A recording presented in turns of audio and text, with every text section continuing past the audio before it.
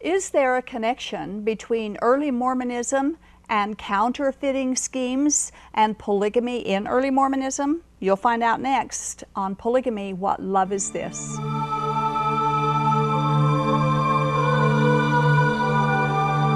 She was born into polygamy.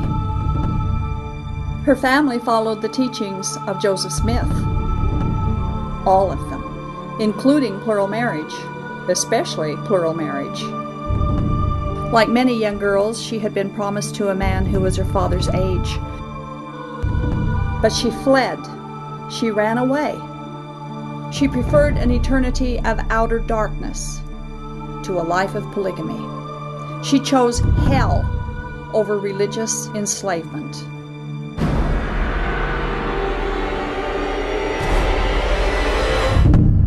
That girl was me. After I fled, I thought I was free, but I realized I wasn't free. I was lost, alone, desolate. No home, no hope, no life.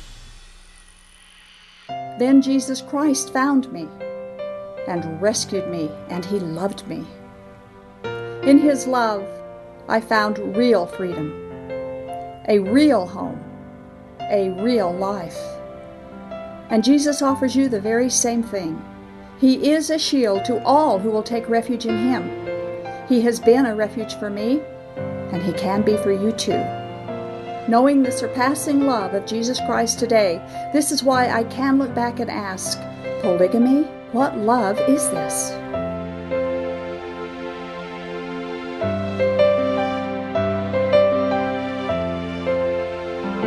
Welcome to our show tonight. This is Polygamy, What Love Is This? And I'm your host, Doris Hansen. We're grateful that you're sharing part of your evening with us.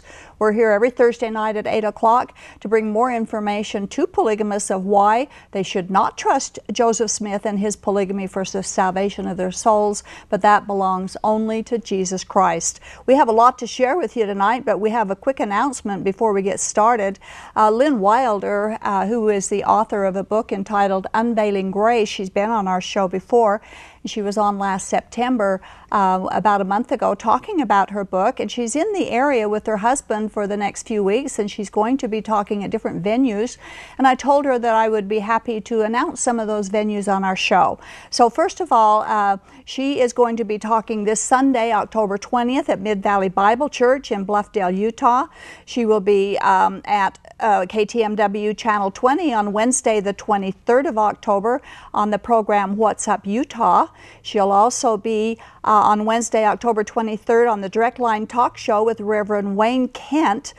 The next Friday, October 25th, she'll be on KTMW Channel 20 again and the What's Up Utah show at 7 p.m.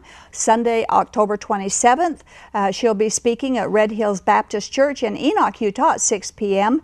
And Tuesday, October 29th, she'll be with the Salty Believer podcast from Risen Life Church in West Jordan at 2 p.m. And finally, Wednesday, October 30th, she will be on KTMW TV 20 at 8 p.m. again on Reverend Jason Wallace's television show entitled Ancient Paths. Now, we went through this pretty quickly, but if you didn't get the place that you would like to go see her talk and listen to her talk, you can email us at tv@aboutpolygamy.com, and I'll be happy to give you the information and email it back to you. You know, before we trust our eternal soul to anyone's teachings, we must first research and study and check it out and test the doctrine as well as the person from whom the doctrine came. On this show, we test the doctrine of polygamy as introduced into Mormonism by the man Joseph Smith, who claimed it was a revelation from God and that it was an essential for the eternal salvation and exaltation of the souls of Mormon men and women. Our obligation is to obey God and test this different gospel of the polygamy groups, which came from Joseph Smith. So far, every test that we've ever subjected Joseph Smith to, as well as his doctrine, has failed the test. Tonight, based on historical evidence, we are going to present more information for you to launch your own historical investigation and discover the truth for yourself, if you've got the courage. There is substantial evidence indicating that Joseph Smith Sr. and his family were part of an illegal counterfeiting network. Historian Will Bagley wrote, and we quote, this should go on the screen, quote, "The persistence of such charges of counterfeiting in Illinois, Iowa, New York, California, and ultimately in Utah Territory suggests that counterfeiting, like polygamy, was a publicly condemned but secretly sanctioned activity in early Mormon society." Well, tonight we will provide evidence that this family was involved in the counterfeiting of money in Vermont, in New York, and in Ohio. And to discuss this information, our guest has spent over 6 years, countless hours, and traveled endless miles. She has researched interminable documents, newspapers, and historical records on the subject of counterfeiting in early Mormon history by early Mormon movers and shakers. She's a graduate of Brigham Young University. She has an Associate of Science degree in nursing. She worked at Stanford University Medical Center. She has a master's degree in liberal arts and philosophy at Stanford University. She has authored 3 books, as well as several journal and newspaper articles. She is also a former Mormon and a direct descendant of Heber C. Kimball. I would like to introduce and welcome our special guest tonight, Kathleen Melonakos. Yes. Did I say that right? Yes, you did. Very good. Good, I practiced that. I'm really happy to be here tonight. Thank you so much for coming. And we got lots to cover. So yes, we do. We need to just get right moving on it. And you have written extensively on early Mormonism. And so tell our viewers, what is the title of your paper? And briefly explain why you wrote the paper on counterfeiting in the Smith family. Well, the title of it is Early Mormon Origins in Secret Oath-Bound Counterfeiting Networks.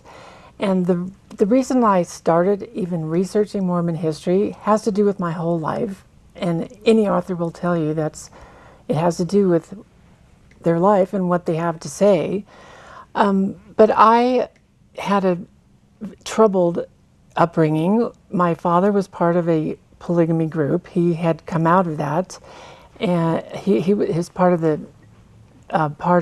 wing of Heber C. Kimball's family that kept practicing polygamy, and he was one of the lucky ones, you could say, that was able to get an education. But I think that he was a victim, like so many, of the false teachings of Joseph Smith, in that he was a lost boy, and a lot of people don't know what lost boys are. Well, they're the leftover boys that don't have anyone to marry or that are just rejected. Because all of the women are taken up by the polygamous man, so there's not enough wives for all the men, right? Right, so he didn't really have a father. Children born in polygamy groups don't have fathers, really, because they're born to single mothers who have to fend for themselves most of the time. And my dad had to, from the time he was 8, try to support his mother. And so anyway, this had ramifications for our family. Sure. And he was able to make something of himself. He married my mother, who was in the more mainstream Mormon church, but there was so much tension, and there's consequences of your beliefs. And so what made you decide to follow the counterfeiting part of this history? Well, because I was troubled about polygamy. I wanted to know if this was from God. Yeah. And so I started researching Mormon history and the Bible, and is this really true? And what is the answer? And it was a matter of necessity, was what did I really believe, and what am I going to base my life on? So I researched Mormon history, and I kept coming up with the idea, the issue of counterfeiting would keep cropping up in my research about the questions I had. So it was always a footnote, but I said, I think this is more of a central part of the story than just a side story. And sure enough, I started really going into it and looking at court records and indictments and arrest records, and yeah, it was frequent. And it went back to before they ever wrote the Book of Mormon, back to Vermont. And so many documents are already out there, but I was able to put it all together into a story. You know, we know the problems of Mormonism, that the Book of Mormon isn't a history. There's no evidence. Right. There's no evidence for the Book of Mormon at all. And we know all, you know, the Pearl of Great Price isn't a translation, that Joseph Smith practiced polygamy but openly denied it publicly. Yeah. So I want to know, well, what really did happen? And it goes back to counterfeiting. And the more I researched, the more puzzle pieces went together. So you were originally started out to write a book, but you decided to publish this into a paper to begin with. So people can get your paper. How can they obtain a copy of this paper, which has all the footnotes, by the way? It's got all your resource information in there. They can email me. I'm in the process of publishing, and I will find a publisher. And I'm, you know, nothing's signed yet, nothing is agreed, but they can email me in the meantime. Kathleen Mel at yahoo.com. Okay, and your email is there on the screen, KathleenMel@yahoo.com. And if one of our viewers doesn't get that in time, you can always email us at tv@aboutpolygamy.com, and I'll forward any inquiries on to Kathleen. So, well, let's get on to what you have discovered. Counterfeiting now was in early American history was actually more of a problem than most people realize. So explain the counterfeiting problem and the seriousness of what happened. Yes, having studied the classics, going back to ancient Greece, Rome, governments and civilizations have had to have a stable currency to have a decent economy. They found governments have known that for long centuries, you know, and so they've taken it very seriously when someone decides to take it upon themselves to just print up money that they can use to defraud people and to throw off the entire system. So during the time of the American Revolution, it was definitely a problem because governments were unstable. We had the transition from the colonial time to the, you know, newly established American government. So government oversight and law enforcement was weak, and at that time, that's when a lot of counterfeiting networks grew up, and it was seen as treason in England. There were many you know, people guilty of this that went to the gallows, and it was seen as treasonous in the United States too. But because of the chaos, because of the upheaval with the revolution, they didn't have the resources, they didn't have the law enforcement, and there's of course the vast frontier where you could escape and hide out in the cave or out in the wilderness, and you had to have different players to play the parts and to provide the counterfeit money, which was another big factor. And during the Revolution, there was that was part of the British. Wasn't that part of their weapon against America? That they started some of the counterfeiting rings themselves to undermine the government here? Yeah, it was a hotly debated issue, and it was part of why they even fought the Revolutionary War. Is Britain wouldn't allow the colonial governments to print money or to control the currency over in this continent, and it was, you know, Benjamin Franklin wrote pamphlets about it. Some of the colonies had their own banks that they issued bank notes from, but the idea behind a bank note, and that's important to know about counterfeiting, is that what was printed on the bill allowed you to turn that into the bank for that amount of gold or silver. Right. It isn't the same quite nowadays. So you had to rely on the bank, and some banks were more reputable than others. But if you didn't have the amount of gold and silver in your bank to provide the amount to the person when they asked to redeem it, then it threw off the the whole system again. Okay, so And we'll get into the bank later. yeah, we'll get into that a little bit later. We need to tie this up, excuse me, with the Smith family, which we're going to do in just a minute. On page 8, you talk about rogue ministers. These ministers who pawn themselves off as being Christian preachers, but they were linked with counterfeiting. Explain that. Yeah, I found that really interesting. That one way to cover up the counterfeiting that you were doing was to pose as a respected figure. 90% of people were farmers, but then there were other professionals, and one of the most respected people at the time, persons, was the minister. And so after the revolution, especially, it became more common, for someone who was an opportunist to pose as a minister and be counterfeiting at the same time behind the scenes. And you would get the people's trust. And in the meantime, the accomplices would be stealing the horses or passing the counterfeits. So one of the main characters that I found that linked counterfeiting to the Smiths was this person named Stephen Burrows. Stephen Burrows. And he was a rogue minister. There he is. There he is on the screen. He went to Dartmouth for 2 years, got kicked out, but he became a very engaging figure that people would listen to, and but he impersonated a minister and learned how to counterfeit behind the scenes from a man named Glazier Wheeler.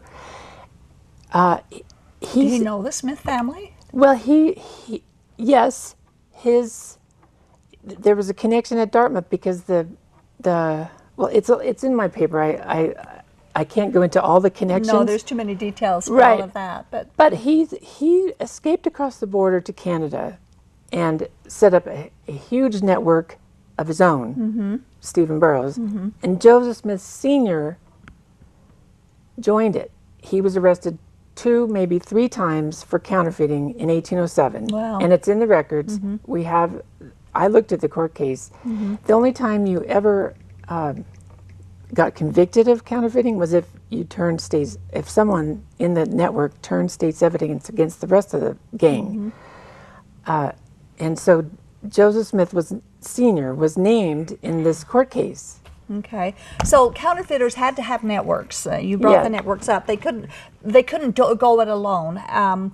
Would you explain the networking that took place and how the Smith family's been found to be involved in these networking that was taking place in those? Well, you had to, because it was so illegal. You had to have other people that were doing it with you. You had to have the person that got the engraving plates from the bank, and a lot of times they were officers of the bank and they just kept their regular jobs, but they were counterfeiting to, supplying the engraving plates. Then you had to have the person that was manufacturing the counterfeit money, and that was someone that was out in the wilderness or hiding out from the law. And then you had to have the passers, distributors, take people that came and got the money, brought it to the receivers, and then you had people that were actually passing it off to the merchants. So you had to have a whole team of people, and since it was so illegal, you had to agree with each other that you will never rat on your brothers, because if the law will get the whole group if they get one person. Right. So they had secret signs where they had recognition of each other, and so it was an oath-bound secret group. Wow. And it was clandestine and it was illegal. It was a very serious crime. So it's well-known historical fact that Joseph Smith was a money digger. Now, we don't quite get the importance of money digging in today's culture, Right. of what it really at that time was. How was money digging connected with counterfeiting, and how serious was money digging? Joseph Smith, we know he was. Right. And some people have said it was just a folk religion. It was a folk magic, and he dabbled in buried treasure. It was much more of a swindle than has been acknowledged. Yeah. There was a character named Ransford Rogers that did exactly the same things that Joseph Smith did to trick people into giving him a lot of money for looking at his magic stone and seeing where the magic treasure was, conjuring the ghosts and So they would actually conjure up ghosts? and they called him a swindler. Now, why don't they call Joseph Smith a swindler? He did if they the same thing. They did the very same thing. There were two ways that you could earn money. I mean, you could trick people into giving you money by seeing through your magic stone. Mm-hmm. One, you could steal the goods in the first place and then collect a fee for finding. finding the stolen goods. Oh my goodness. Or you could get prosperous farmers to pay your expenses for weeks, months, sometimes years. Telling them where the buried treasure was and having a money digging company, and they'd dig these big holes and they'd have these seances at night where they conjure the ghosts. And there was one partner of Joseph Smith's that paid him over $2,000 over 2 years. Wow. And he actually got murdered for his money. And there's a whole story about the paper in that. Whole story. But several very big time counterfeiters, Stephen Burrows, that we just talked about, and William Challoner, who got hung in in England for counterfeiting, started out their career, their huge life of crime, by seeing stolen goods in the magic stone and tricking people that way.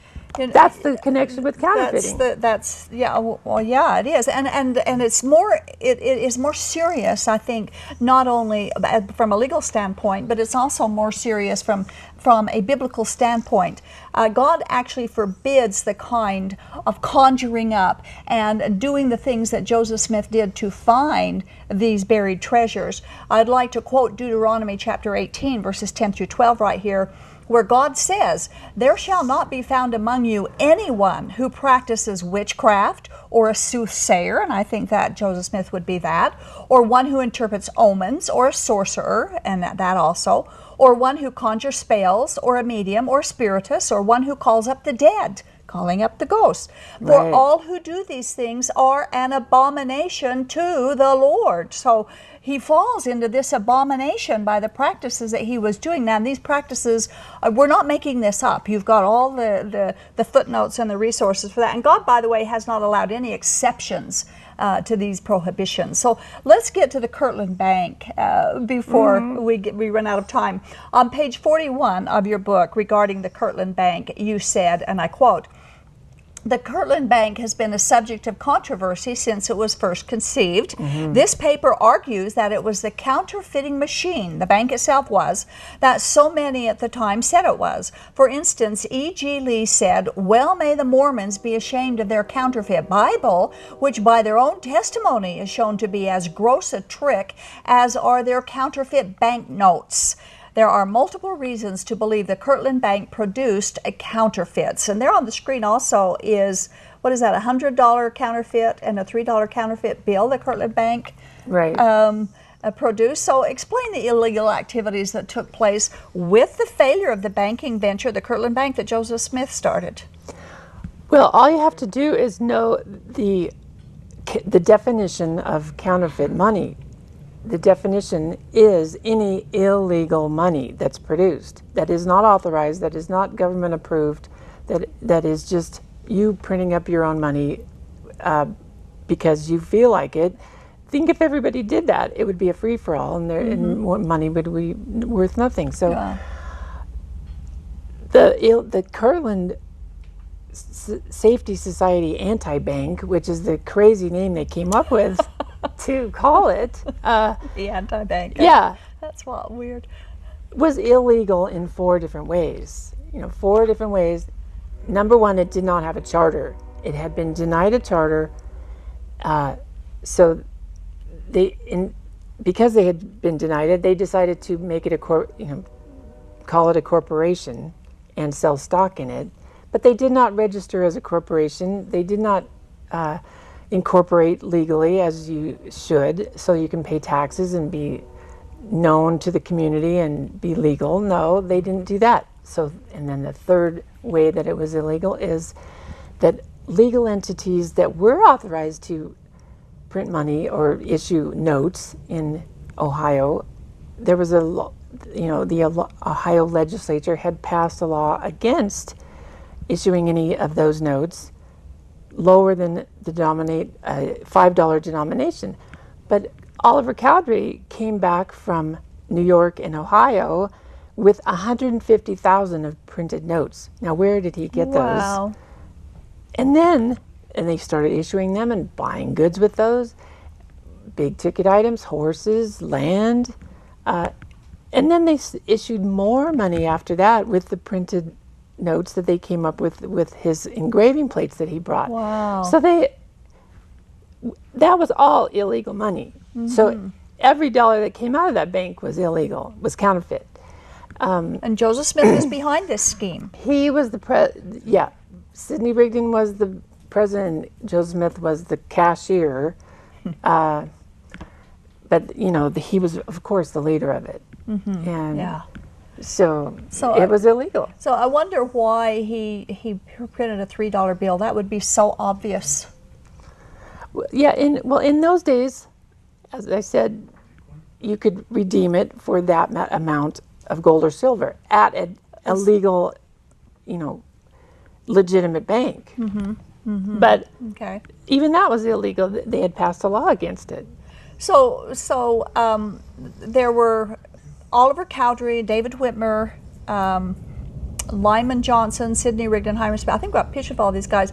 They were part of the Danites who signed up for helping out with this? Is that? Well, not only were they, the bank was definitely illegal, counterfeit money, but they were also dealing in counterfeit money with another counterfeit group that was established in Ohio called it was the Brown Brothers, but in the Danite Manifesto, which is a document that you can get at Sandra Tanner's bookstore, or anybody can get a hold of it.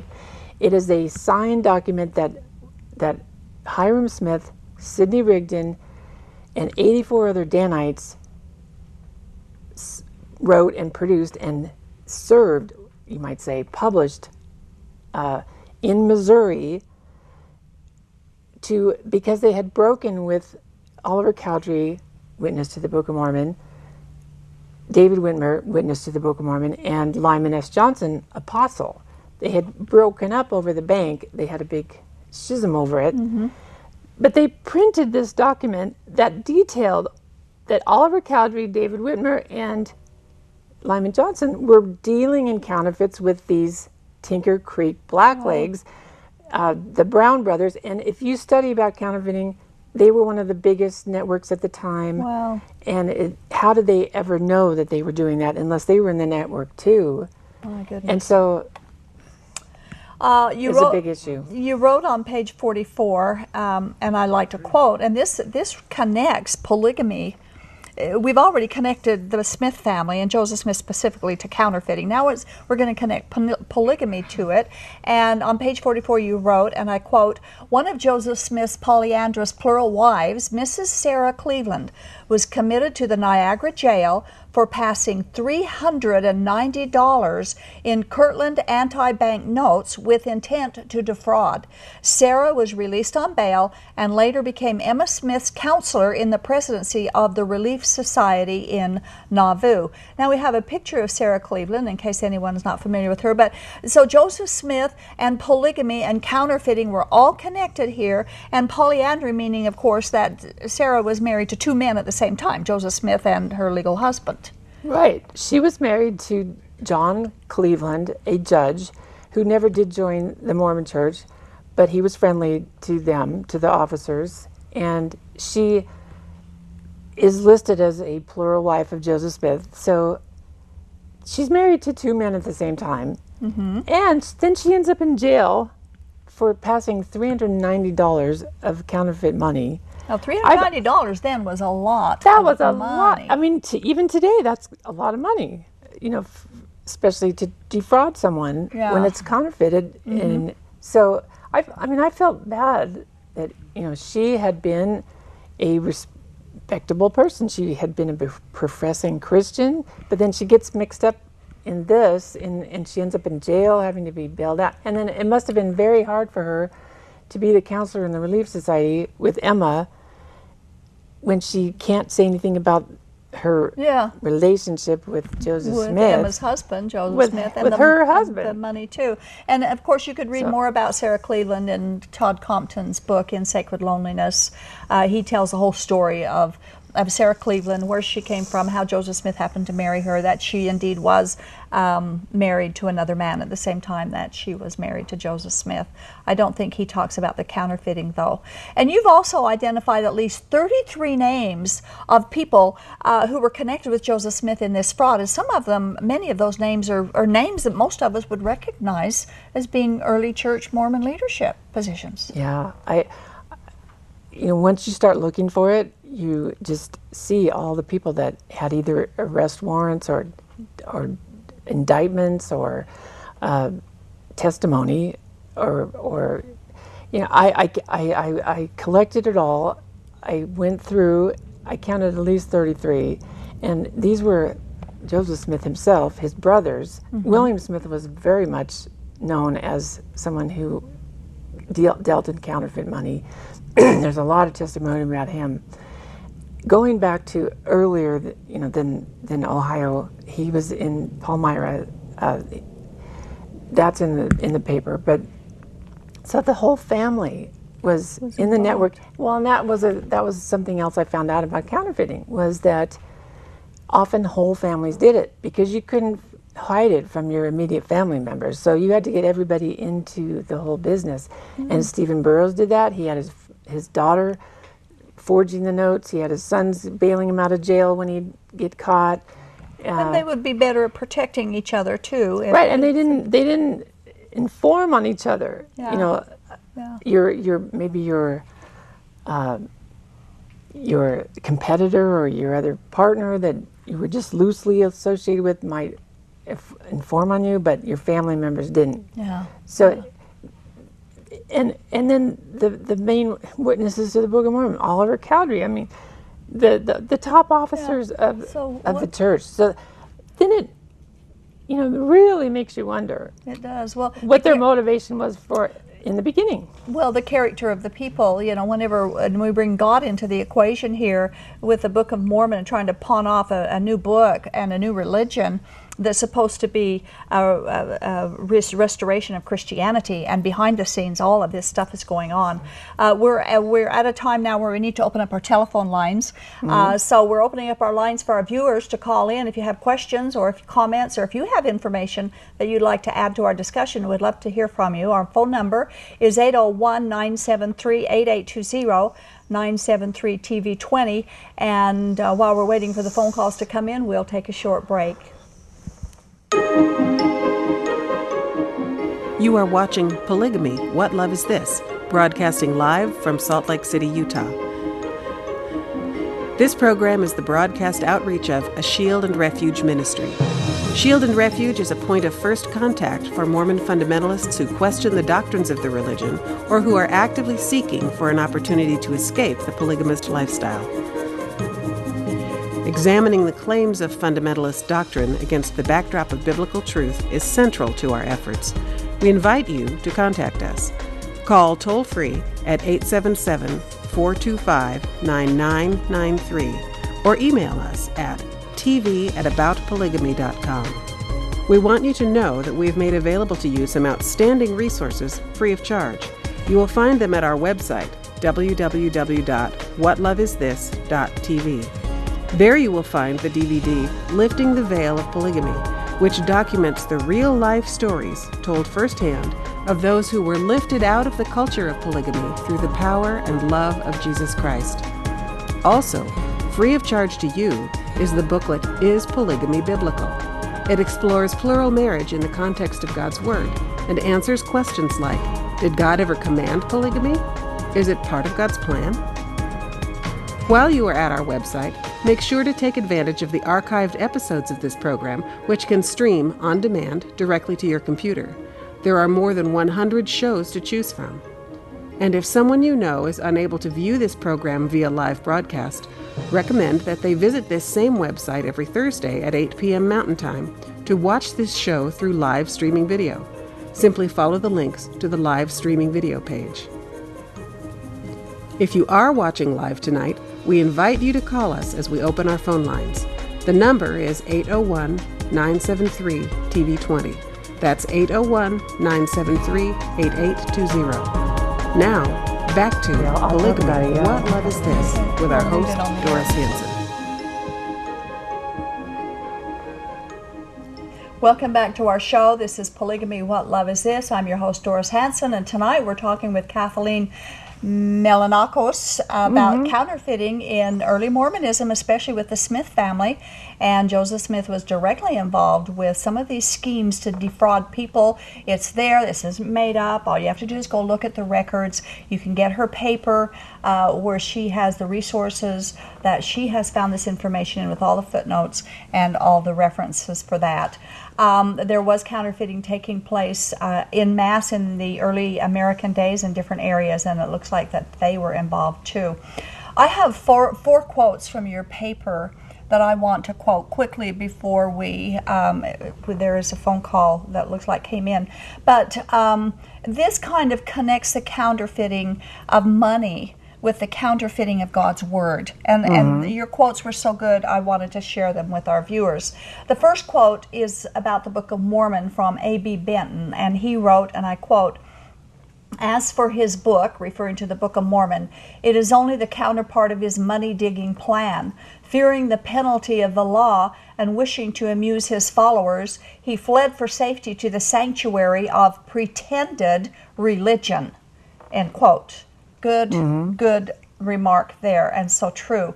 Brigham Young made a remark on the counterfeiting and the stealing of the Mormons, and he said, and I quote, "I swore by the eternal gods," that's an interesting comment, "that if men in our midst would not stop this cursed work of stealing and counterfeiting, that their throats should be cut." End quote. This from Brigham Young. He knew it was going on. Of course, we know that he believed in the blood atonement. So, and then there's another quote about the Book of Mormon that I would like to mention from Daniel Kidder, and I quote, "Nevertheless, the Book of Mormon, is probably the most successful attempt ever made to counterfeit the Scriptures." And I would have to agree, certainly, with that. Yeah. And finally, J.B. Turner said, and I quote, "The secret is here. By tolerating the dreamy visions of Joe Smith, they are enabled with more ease to dispense with Jesus Christ and his doctrines." And that's what they've done. They have dispensed with his doctrines and brought in the polygamy doctrine and other Mormon doctrines from Joseph Smith, and just completely wiped out most of the good doctrines that we have in the New Testament that belongs to salvations of our soul and so on. So what are your thoughts about the how the counterfeiter deprives the victim of the real thing? Well, that's what's so sad, is when someone perpetrates a counterfeit, it deprives the victim of what is the real thing. And so therefore it's a deception, it's a theft. And there was a professor in 1842 that closely observed what was happening in Nauvoo and all the counterfeiting that was going on there, and that's going to be part two. This paper is part one. I will continue with part two because then the counterfeiting really exploded there.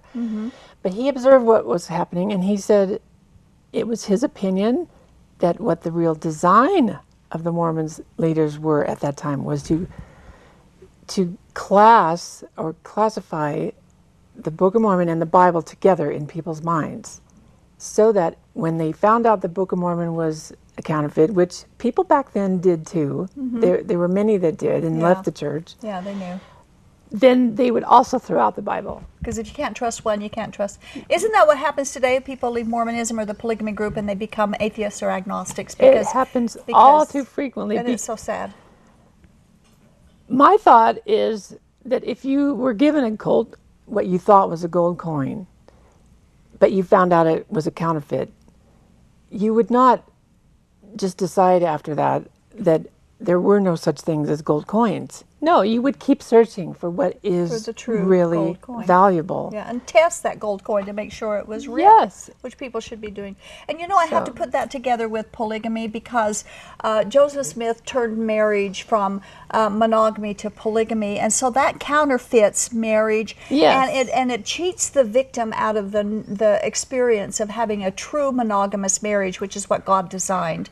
And the beauty of a man and a woman and their love for each other, and how they can spend their lives just getting to know each other, just the two of them, without the that's a counterfeit as well. Well, and not to mention, it cheats the children. It cheats the children. A lifelong partnership of two people raising them who care about them and can actually have the resources to devote to them. Yeah, right. And your father was a polygamist, my family is polygamist. We can say, okay, we've got calls coming in. We have an off-the-air question. And it says, is the Kirtland Bank scandal connected in any way with the Wildcat State Bank of the 1830s? I think what the person is referring to was the Panic of 1837, where there were many other banks that failed and that were considered to be wildcat. Now, the term wildcat meant any bank that did not have the gold or silver to back up its banknotes. So I was, if I read the paper, a lot of the information that I got about the Kirtland Bank was from the BYU studies. They did say the facts, but their interpretation was wrong, and they said that it was not a wildcat bank, which it absolutely is a wildcat bank by that definition. Right. And they also argued that it was so much similar to many other banks at the time that were wildcat banks that failed. Well, there were three reasons why it was different than other banks. Number one, it wasn't. Most banks were not founded on the revelation, from God that it would never fail. Yeah. Which, by the way, was a false revelation, right? Right, because it only lasted a month, and then they got run out of town. Yeah. And 17 lawsuits were filed against the Kirtland Bank. The Kirtland Bank, yeah, and Joseph Smith got arrested 4 or 5 times.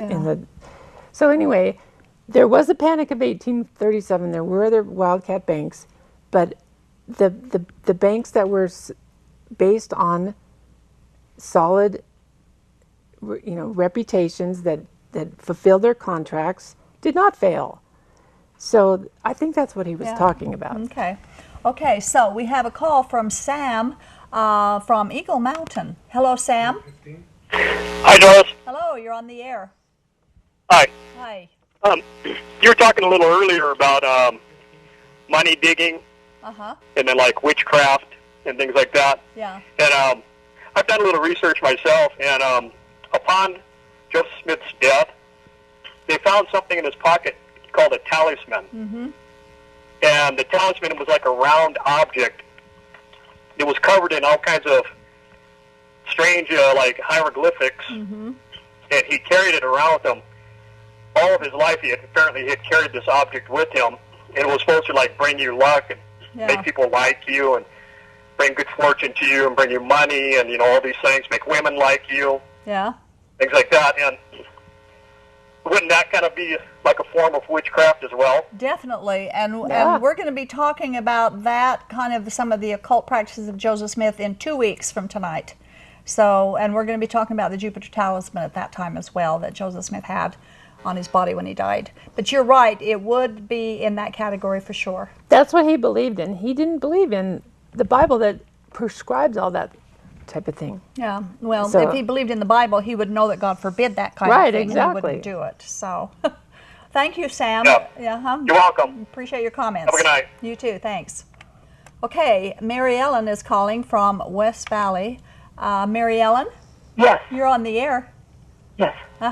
What's your question? Doris, Yes. I do not have a question, but I want to thank Kathleen for sharing her knowledge with us. Thank you. And Doris, my friend Judy and I admire you so much for bringing the truth into light. We've been watching you ever since you came on. and I would like to make a donation to your cause. Thank you very much.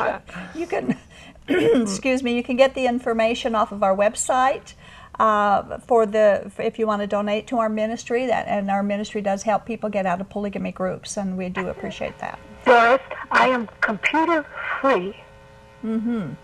Why don't you give your name and telephone number to our operator before you hang up, and then I'll give you a call tomorrow. How's that?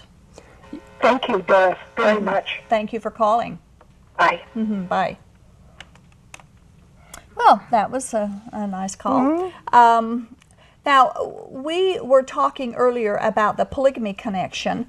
Would you explain how marriage alliances became part of their plan of secrecy in those days where the networking was taking place? Well, that's another thing I noticed so much.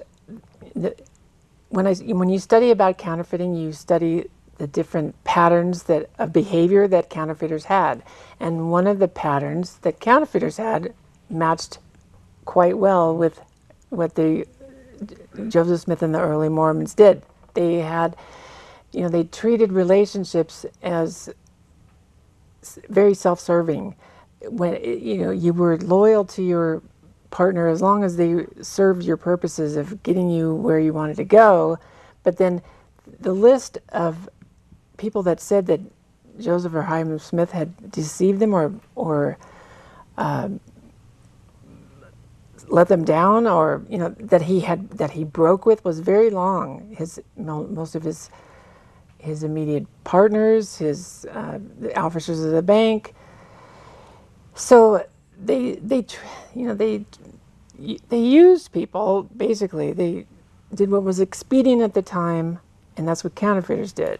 And so, do you think did you find that there was a lot of Joseph Smith's plural wives that were, or even a few of his wives that were involved with this counterfeiting scheme, and he used their relationship to do that, to perpetrate the schemes? Well, besides Sarah Quinn. Yeah, it is my theory that he was, Joseph Smith was constantly getting in trouble with the law. They were suing him for his illegal bank. They were suing him for trouble in Missouri. He got accused of treason, and his inner circle people did turn state's evidence against him. So one way that he could get family loyalty, families did not turn each other in. So if you marry, all the women that were wives of the men that you were wanting to be loyal to you, that was one way to get family loyalty. So it was really using them, to keep him from escaping the law. It seemed like to me. That makes sense, yeah. Because that's what counterfeiters did. They didn't turn their family in, so you needed family loyalty. So why not marry everybody and get their loyalty? Get their loyalty that way. It makes sense. It does.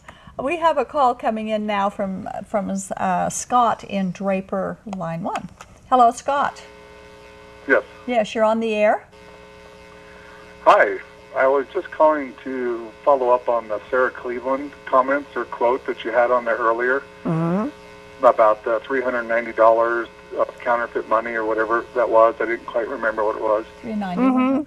But you said that she was arrested and then she was released on bail. Right. What's the rest of the story to that? It was in the Cleveland newspaper that she was arrested and released on bail, and it was also in the book by Mangrum, Zion in the Courts. Was she ever convicted of anything? I mean, we say released on bail. What's the rest of it? Many times in those days, people escaped being prosecuted by paying their bail. Someone bailed them out, and as I said, law enforcement didn't have a lot of resources. It was out on the frontier where they didn't, the one sheriff in the one town wouldn't be able to just go and try to prosecute somebody for counterfeiting because he didn't have anybody else to help. They'd have to go get a posse. They'd have to get the local people together and go chase somebody. You're trying to insinuate that she was guilty because she was arrested? That's it? Without a trial? She was passing Kirtland Safety Society anti-bank notes. Those were illegal from an illegal bank. That's why it's considered counterfeit. It was considered by the law enforcement at the time. She was trying to pass the illegal dollars. And no, she did not have a trial, apparently. I didn't. She wasn't convicted of anything. Well, I did not. You're making her sound guilty of doing something just because she was arrested. And we know that oftentimes there are false arrests. I'm not saying she was or wasn't. I don't know. I just wanted to know what the rest of the story was. And you're not giving any rest of the story. Well, I didn't pursue the rest of that story. I just included it in all the other evidence.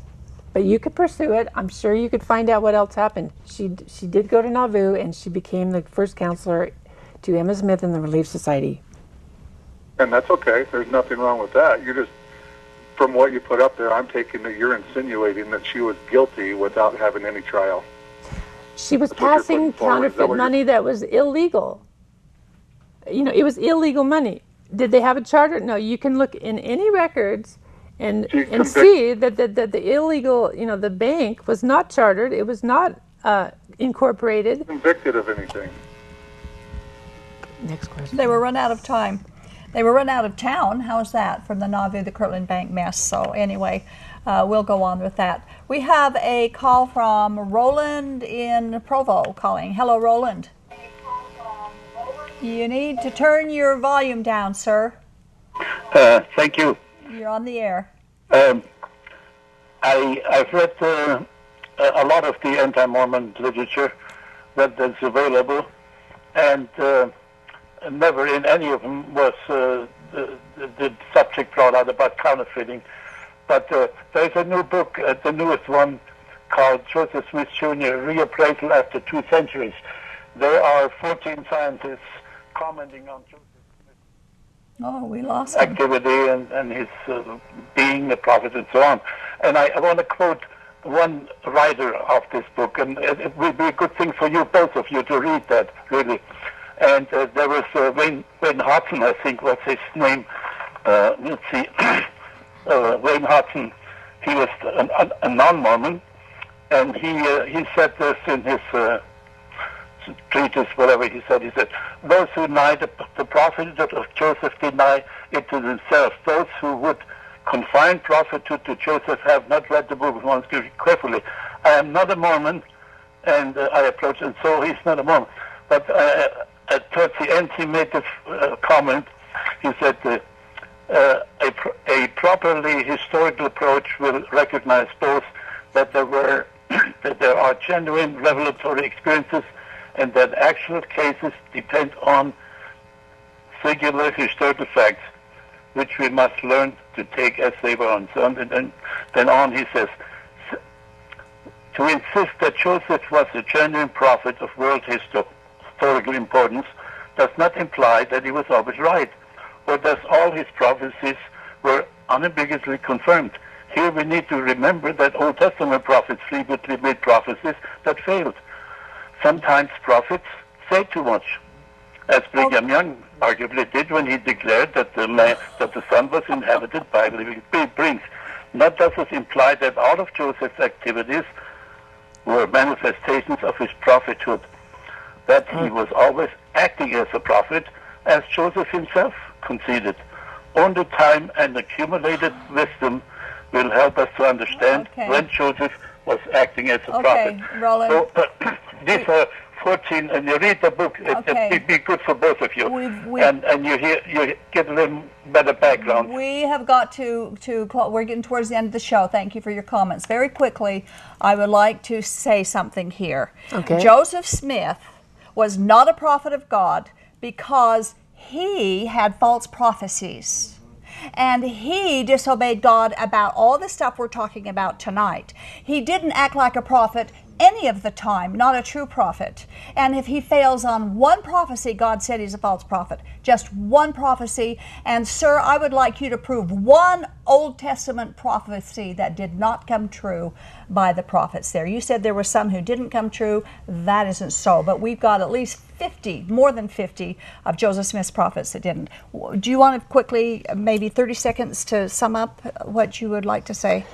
Well, I just don't think that if you are preaching Christian ethics and requiring your people to practice Christian ethics, that means being honest, that means being true, that means giving value for value, that means monogamous marriage. That if you are preaching those things and you are not doing any of those things, and you're swindling people and you are cheating and stealing and buying all kinds of big things with the counterfeit money that you are passing off to people as real money, then you are a false prophet, and you are a fraud. Yeah. You are you're not a pious fraud. You're an out and out fraud. That's exactly What right. is the definition of fraud if it's not that? I'm so amazed at the nonsense that they put up with Joseph Smith. For today, if anybody acted the way he did, they wouldn't put up with him at all. Yeah. What would it take Kathleen. to think that he's not, not right? I don't know, but I want to thank you for coming. We're out of time now, and I just appreciate your information. Email her for her paper. You'll find it very, very interesting. Tonight's show may have been shocking enough that many people walk away refusing to believe that Joseph Smith could have cheated and deceived so many people, but the facts speak for themselves. There is sufficient evidence to prove that Joseph Smith was not a prophet of God. Just because he said, "Thus saith the Lord," does not prove that God truly spoke through Joseph Smith. Because God loves us, he has warned us through the Bible to watch out for those who would perform counterfeit miracles designed to deceive those who can be deceived.